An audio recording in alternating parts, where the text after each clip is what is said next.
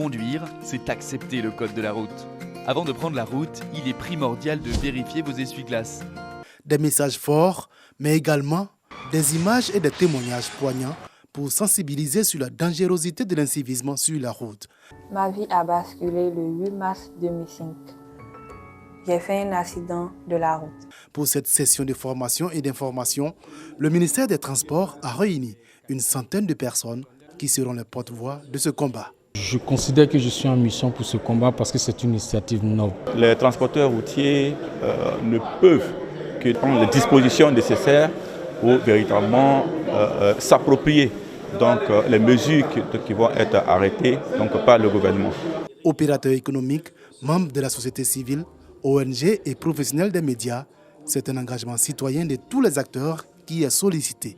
Il faut que chacun soit sensibilisé à la question, il faut que chacun sache que la sécurité routière, c'est l'affaire de tout le monde.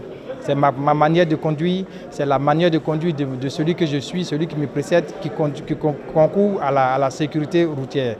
C'est le ministre des Transports lui-même qui a peint le tableau sombre de la situation sur une route, avant de lancer un appel à la responsabilité. Au cours des 5 dernières années, on a pu dénombrer en moyenne par an plus de 12 000 accidents corporels, 1 200 tués et plus de 21 000 blessés pour un coût économique estimé à 3% du PIB.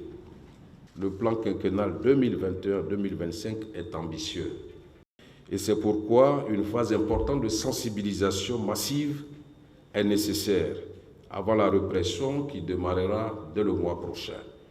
Cet atelier est la première d'une série d'activités à Abidjan et dans plusieurs villes de l'intérieur du pays que le ministère des Transports organise jusqu'au 14 août prochain dans le cadre de la mise en œuvre de la stratégie nationale de sécurité routière en Côte d'Ivoire.